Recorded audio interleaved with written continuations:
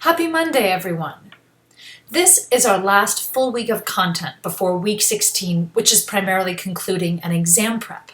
And so we're going to use this week to do exactly what we started on Friday, delivering the ending chapters of classical Greece. How does our story of Athens and Sparta, and now even Thebes, come to an end, and what does their ending pave the way for as a new beginning? Now, I'm not planning on doing a Zoom meeting for today, so that means I'm going to have to work extra hard to communicate my passion for the subject just in a video form. But that won't be hard, because today we're talking about one of my favorite figures from the classical Greek world, King Philip II of Macedon. Now, unless you're a big buff of ancient history or you're a History Channel addict, you may not have heard of Philip II, but you've almost certainly heard of his very famous son, known as Alexander of Macedon, or even more so, Alexander the Great, the first world emperor, as he liked to call himself. And then, of course, later the Romans would as well. But today I'm going to argue to you that even though Alexander the Great maybe gets all the glory, it's actually his father Philip who deserves a lot of credit for laying the groundwork for a unified empire between the Greek, the Thracian regions of the Hellespont, and even into Persia. So let's go ahead and get right started. I could talk about Philip all day. I'm going to try to keep it trim and on point. All right, let's pick up where we left off last class. Last class, I concluded by pointing out that all of the infighting, the internecine warfare of the Greeks, ultimately left them vulnerable to their northern neighbor, the tribes, the state that constituted Macedon. Now, why is it that the Greeks, who usually had a pretty international perspective about the Mediterranean, why is it that they might not have been thinking ahead to the rise of Macedon as a big enemy on their horizon? Well, I suspect, and certainly I'm basing this on what many other important historians have written, that the Greek overlooking of Macedon probably has its roots in centuries of prejudice against the Macedonians themselves. Macedon was a different tribe from what the people of Greece called themselves, Hellenes. But it's quite possible, in fact likely, that the Macedonians that actually thought of themselves as neighbors or even kinsmen to the Greeks. And yet, despite the Macedonian affinity for the Greeks, that affection was not returned.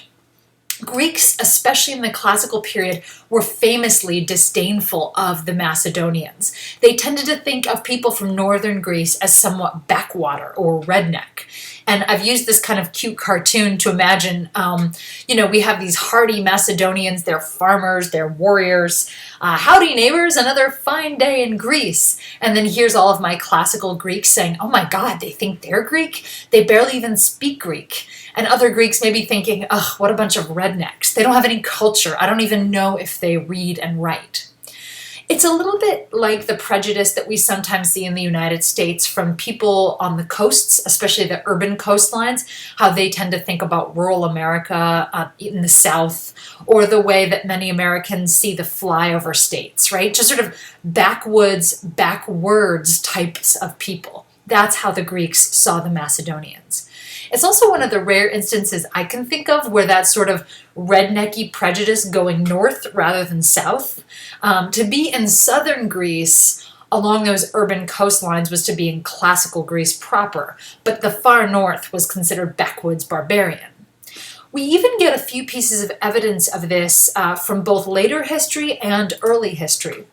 According to the historian Arrian, and this came up in our textbook reading, he describes Macedon before the time of Philip as very backwoods. Here's Arrian's writing right here. Philip II found you as vagabonds and destitute, clad in hides, feeding a few sheep on the mountaintop. According to Arrian, they had to, they didn't even really have real weapons or armor. They just kind of cobbled together things from sticks and stones. Another famous example of the Greeks sort of treating the Macedonians in a disdainful way is the purported story of how Alexander I, This is not Alexander the Great, different Alexander. Alexander the First was a Macedonian king around 500 BC who tried to participate in the Olympics. And when he went to join in the competition, he was told the Olympics are only for Greeks. And he claimed, but we are Greeks. We speak Greek. We worship Greek gods. But they made him prove with whatever documentation and witnesses he could that he was indeed descended from the pure Greek city of Argos. Okay, so to get back to sort of Philip, why is it that the Greeks maybe ignored Macedon? Well, because they didn't think it was a very serious threat. They certainly didn't take it seriously as a potential place from which an attack might emanate. Now, I want to zoom in and show you the extent to which Philip II completely changed the Greek world's opinion of Macedon, and he did it through pure conquest. Today, we're going to look at just how rapidly Macedon expands from being a little regional power that's kind of boxed in by larger locations to a massive Mediterranean power in really just a period of over 20 years, right? I mean, if you look on the left, this map of 359, Macedon is what is in the bright red, and then that pink color is areas that are sort of allied or friendly to Macedon. By 336, where we're going to end today's class, all of Greece, pretty much central Greece, now belongs to Macedon, and with some alliances in the west. How did Philip do it? That's going to be the core question for today. I'm going to argue to you that Philip II was a really good student of Greece. Philip was not ignorant of Greece. He certainly spoke Greek. He certainly read Greek authors. But what I want to make the case today is that Philip's ability to both be an observer of Greek culture but also an outsider to Greek culture was pivotal to him creating tactics and strategies that were just different enough to let him beat all the other Greek world powers. So, big idea for today. Philip benefited from his position as an outside observer. He raises the power and profile of Macedon by adopting the opposite tactics. It's hard to get inside Philip's head. We don't have a lot of personal, primary source documentation on him. But I really like to think of Philip as a brilliant military and political strategist who saw how the Greeks did things and decided, I'm going to go in the exact opposite direction. Okay, so let me tell you a little bit of my focus on what I mean by the opposite direction. We could spend a whole week on Philip, wish we could. I don't know, when I was putting together this lecture, I kind of thought I want to make an upper level class on Macedon, but that's for another day. We're going to, for the purposes of today's class, look at just 3 ways in which Philip strategized differently from the Greeks. And some of them I think will really surprise you. The first one we'll look at is how Philip improves on hoplite warfare. He knows that the Greeks are all fighting each other with basically the same hoplite strategies. And so in order to beat all the Greeks collectively, he will enhance their style of warfare. Number 2, he will use love as a method of building alliances and not always war. And then number 3, and this is what I think makes him truly stand out from Athens and Sparta and Thebes. If you want to think of him as a cat and mouse, if you want to think of him as a long-term investor, Philip is smart enough to know that being successful isn't always about winning the battle right in front of you. It's about planning for the long game war. And he does that brilliantly. Again, you can tell how much I like Philip. I really like Philip. Okay, let's get started on number 1, and then we'll hit 2 and 3.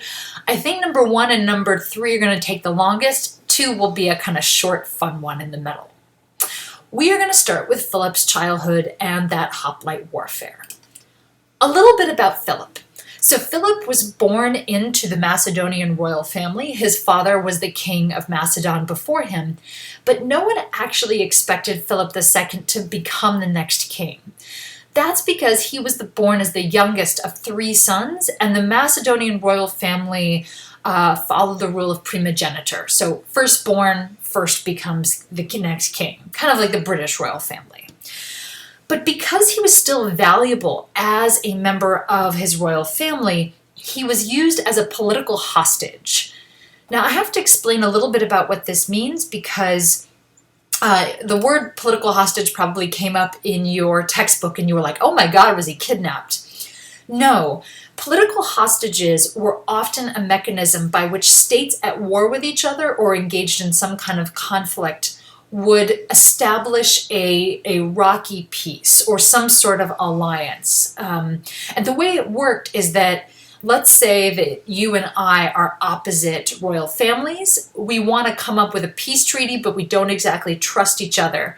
So what we do is we swap our children, or at least a child, between our families. I give you my son, you give me your son. And this way we both have something really precious at stake so that I know that you're going to follow the rules. Because if you break our treaty, I have your son in my household. That said, being a political hostage usually did not mean that you were locked up in some prison. You were usually put in the household of the enemy's royal family, and you were cared for like a member of the family. You were kept in good health because, of course, each side wanted to make sure that their child was well taken care of, and so they took care of the enemy's child in exchange. So Philip isn't being locked away in some tower. He's sort of like a foreign exchange student being placed from city to city, region to region, as his family needs to use him as human negotiating capital.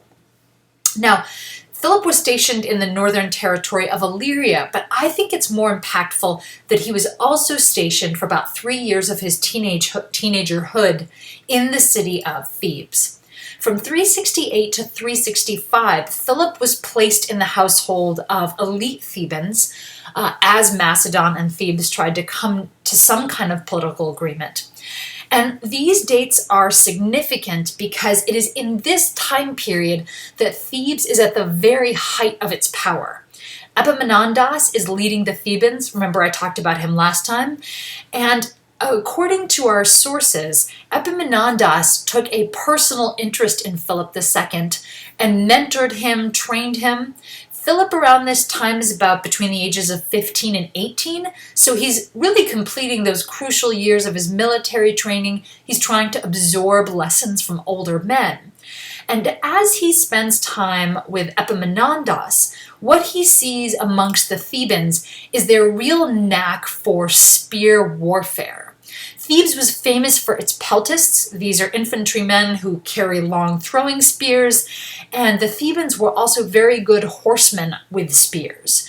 So what I imagine Philip was seeing from the inside is how the sacred band trained, how the Theban cavalry and infantry trained, and just how good they were at Theban warfare, at spear warfare, that had even beaten the Spartans. Remember, this is after the Battle of Leuctra, so at the moment there is nobody better in Greece at warfare than Epaminondas and the Thebans. And Philip's getting a front row seat at that. Now, around the age of 18, when Philip returns home, we know that he begins to experiment with some of the spear techniques that he's been observing in Thebes. And his most important military innovation, one that will be successful for centuries after he is dead, is a long spear that he calls the sarissa. Philip figured out pretty quickly that in spear warfare, size does matter sometimes. And this is because Philip recognized that whoever had the longer spear could keep their enemy at a distance. So it didn't matter if the Spartans or Athenians were really good at close combat, hand-to-hand combat. If you could organize a phalanx with really long spears, like 20-foot spears, they couldn't even get close to you, especially if you protected your flanks with cavalry. Now, this sort of technique takes a lot of practice, right? A 20-foot spear is really unwieldy. Your average person, especially a line of 100 guys, can't maneuver it very quickly. So Philip didn't expect that this was automatically overnight going to completely transform the Macedonian military, but he knew that if he could just integrate it into their military training, he could create a sort of fighting force that nobody else in the Greek world had. What makes Philip so clever is that according to our sources, he actually didn't try this new style of hoplite warfare out on Greeks first. He used it and practiced it on his neighbors. I'm going to read, this is the passage from our textbook up here. With the front three lines of the phalanx holding the sarissa in front with both arms, and the rear ranks holding theirs at various elevations, the phalanx presented an impenetrable front to the enemy. And we know that for about a period of 10 years, you can see these two maps on the right side, Philip doesn't use them against Greece. He doesn't attack Greece in a straightforward way at all. Rather, he uses the sarissa tactic to take over his neighbors to the north and to the west, right? Try out your innovation on a different enemy first and foremost. Okay, so improvement number 1, see how the Thebans are kicking butt and create a system to even beat the best of the best in Greece with lots of practice on low-level enemies first. When you first learn basketball, you don't go against Michael Jordan. You begin on someone much smaller, and you work your way up. Okay, that's tactic number 1. Let's now take a look at tactic number 2, which has to do with romance, although I'm not sure how much romance is really in these marriages. When we consider how the Greek world had tried to hold its subordinate states in check, we see that Athens and Sparta and Thebes all take a different approach. Sparta, we know, when it wants to control the Helots and Messenia, uses enslavement and intimidation. When Athens is trying to corral its allies, it uses tribute payments and coercion. And last class, we learned that for Thebes, when they wanted to control other city-states, they used federalism, a new system of governance. None of these, as it turns out, lasts or works for any long period of time. Philip will go in a completely different direction. In order to make sure that he can form a bond with the regions around him that won't backfire or won't run away from him, he opts for a different strategy entirely, and that is polygamy. That is marrying many wives from different locations in order to keep those locations loyal to you. Let me just preface by saying polygamy was not really practiced in the Greek world, to my knowledge, at all. It was known, however, in the east and among some of the northern Black Sea tribes. So what Philip is doing here is a very not Greek way of going about your love life. But boy, does it work. And almost from the moment that Philip becomes king in 359 BC, we know that he is scouting his marriage prospects very specifically to form political alliances. Take a look at this passage from our textbook reading. It's like a lineup of his first wives. Between 359 and 357, Philip actually ends up marrying 3 women. Olympias from Epirus, who is from the royal family of the Molossians, who have always been difficult enemies for the Macedonians. Next, he marries another princess from Elymeotis named Phila. And then lastly, he marries Audata from Illyria. Illyria, a tenacious, warlike tribe to the Macedonian north, who had really prevented the Macedonians from growing. Now, it's hard to kind of visualize these, so what I've done in my next slide is to try to create a map to show you where these ladies come from. And you can see, just geographically speaking, that Philip is very wisely marrying a woman from each of the regions immediately on his border, right? Audata to the northwest, Olympias just to the west, and then Phila a little bit to the south in the region of Thessaly. It's not an accident that he marries these women. He marries them for very clear political borderland purposes. And then as we go even further into Philip's life, many sources suggest that he didn't stop there. According to later historians, he married as many as 7 women. So we have our original 3 that were on the map. But as Philip begins to move further south into Greek territory, he also marries Nicosepolis, Philina. As he conquers the Danube region near the Black Sea, he marries a Black Sea princess named Meda. And then purportedly his last wife is a local Macedonian girl named Cleopatra. That, of course, is not the same famous Cleopatra of Egypt, but she will be her like great-great-great-great-great-great-great-grandmother many generations back. I don't know, maybe the people of Macedon were starting to get angry with Philip that he was always dating foreign girls and not marrying a local girl. Maybe that's how Cleopatra made it onto the list. What this shows you, though, is that Philip is clearly thinking of his marriages from a sort of international diplomacy perspective and takes advantage of the fact that Macedonians are more accepting of polygamy than the Greeks are, and using marriage as a way to shore up his borders. It's also clever because, on the one hand, marrying all these local princesses is to some extent a coercive move. Which foreign king is going to rebel against Philip if he knows that his cherished daughter is married to Philip? But I also think that what Philip is doing is he's trying to create a family connection with all of these places. When he has children with these various wives, his descendants are part Macedonian, but they're also part Meletian, part Illyrian, part Thracian.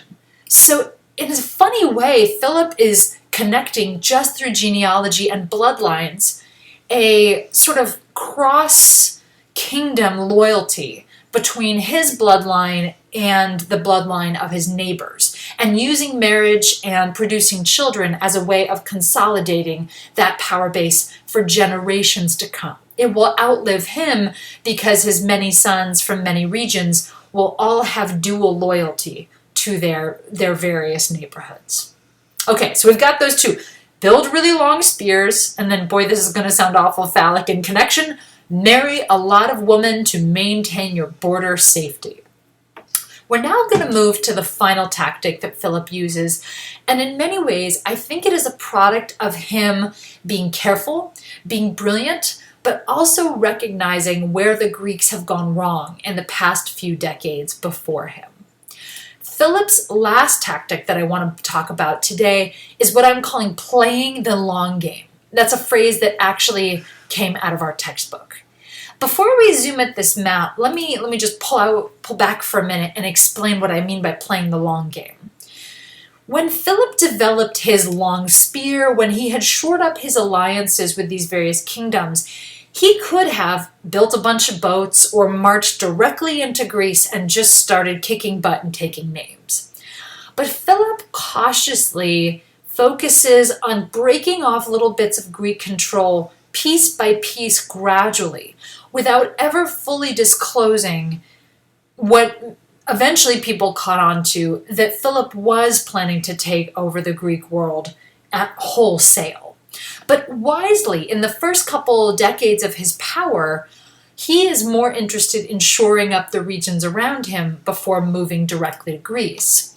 For example, his first real forays into Greece were very far from Athens and Sparta and Thebes.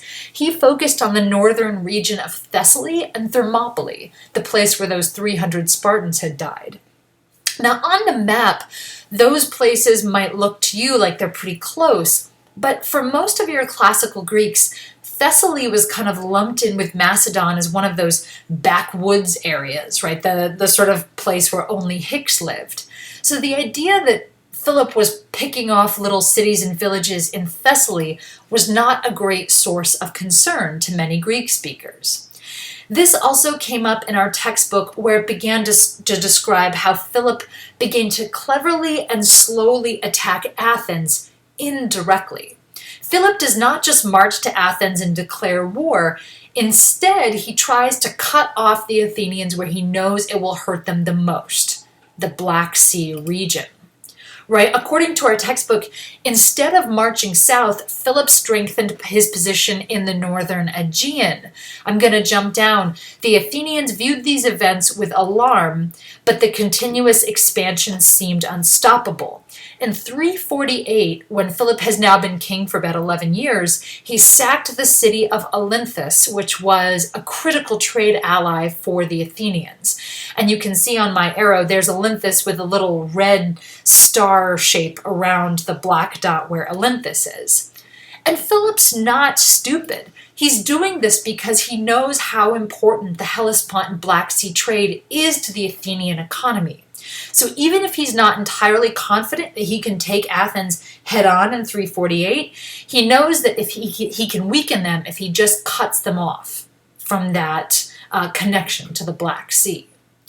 Now, after the destruction of Olympus, many leaders in Athens became increasingly worried about what Philip's true motives were. Did he just want to control the Black Sea region, or were there bigger plans in the works? One of those Athenians was an orator named Demosthenes, famously silver-tongued as well, the model on which the Roman orator Cicero would base himself. And Demosthenes delivered a number of kind of alarm-sounding speeches in which he encouraged the Athenians to kind of take Philip head on. And he actually penned an open letter to Philip. And Demosthenes' message time and again is like, bring it on. Like, Philip is not our friend. He is someone we're going to have to watch out for. And the clever thing about Philip is that pretty much all throughout the 340s, Philip plays really coy with the Athenians. He says, who, me? Oh, I didn't know that, that was your city. I'm not interested in fighting with Athens. I don't have any beef with Athens. I'm just going to go fight up here in the region of Thrace, and I'm going to make some more cities named after myself, like that city Philippi up there. But what I very much see Philip doing here is playing a pretty clever game of cat and mouse. Like, oh, no, I'm not attacking. Oh, yes, I am attacking. But all throughout the 340s, he's kind of playing this psychological game with the Athenians. In our textbook, it really does point to Philip's brilliance in constantly destabilizing the Athenians without declaring all-out war, in my cute little cat and mouse slide. Here in the early 340s, I'm going to read this one. At Athens, passions were running high as the Athenians began hurling recriminations at each other about who was to blame for Philip's power. But rather than attack now when the Athenians might turn their anger to resolve, Philip shifted north and west. He campaigned in the far north along the Danube. And then it's really not until 20 years of his reign, around the year 339, when Philip finally catches the mouse and declares war on Athens. And he's in the perfect position to do it. According to our textbook, he seizes the grain fleet that's headed to Athens, and he now has consolidated all of the territories around him. He's not fighting with his neighbors anymore. He has complete control of the Hellespont, so he can blockade the Athenians from getting food easily. And he's also cut most of Athens off from its other allies. And of course, the Athenians, Thebans, and Spartans have been engaging in decades of warfare with each other, leaving them economically and militarily depleted. Philip has calculated the perfect time to pounce, and it is in 339. Now, I know last class I told you that the very last blow-it-out-your-ass battle was going to be the Battle of Mantinea, but that's really just for the Greeks. And in 339-338, Philip finally makes his move against the Greek world. And just like when the Persians invaded more than a century ago, the Greeks know that this is going to be a complete and utter test for their freedom. Unfortunately, unlike the Persian War, this time the Greeks do not come out on top. In 338 BC, Philip, with his Thracian and Black Sea tribes, face off against the Athenians and the Thebans in the town of Chaeronea, just to the north of Boeotia and Thebes. And again, like I just said, Philip knows this is really the perfect moment to strike. I always admire the Athenians for their courage, though. As our textbook says, faced with the news that Philip was in the field, the Athenians met in a democratic assembly. They joined forces with their old enemies, the Thebans, and they met on the western edge of the Boeotian plain of Chaeronea. This was a heartbreaking battle for the Greeks. I suspect that many of the Athenians and Thebans knew that this was probably their last stand and had a decent feeling that it was not going to end well for them. By this point, the Spartans had also been so badly weakened that I don't think they participated in the Battle of Chaeronea.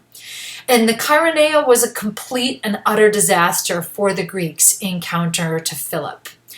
In case you are interested in war tactics and war strategies, I'm going to insert in my video about a 2 to 3 minute explanation of the Battle of Chaeronea.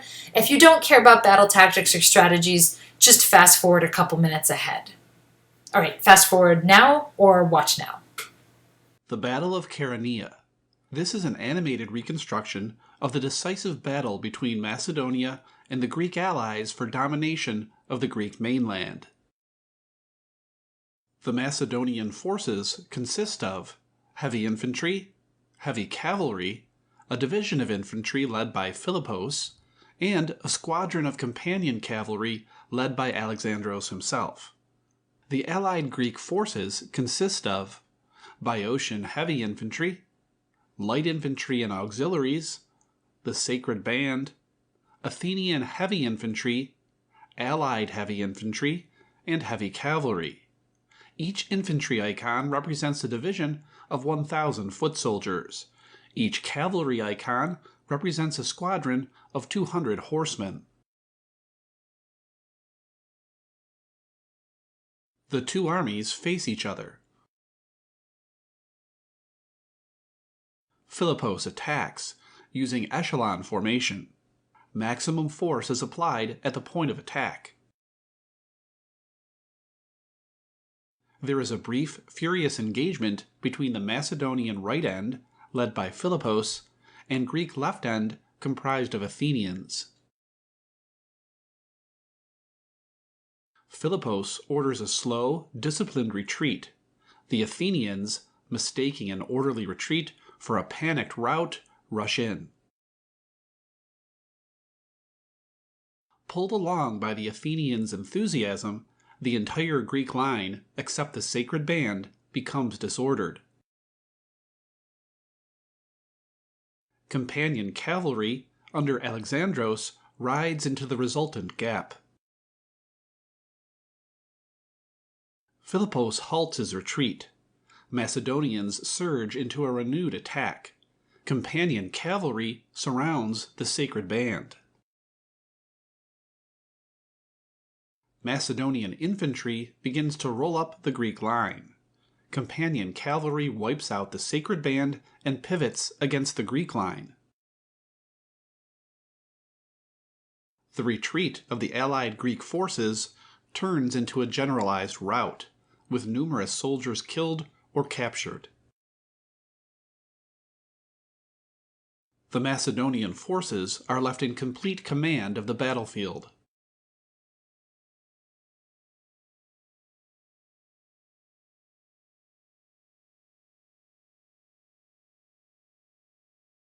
All right, getting back to this kind of conclusion of Chaeronea.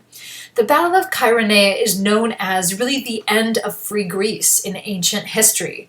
1,000 Athenian hoplites die facing off against Philip's own phalanx, and of course they're wielding their big sarissa pike spears.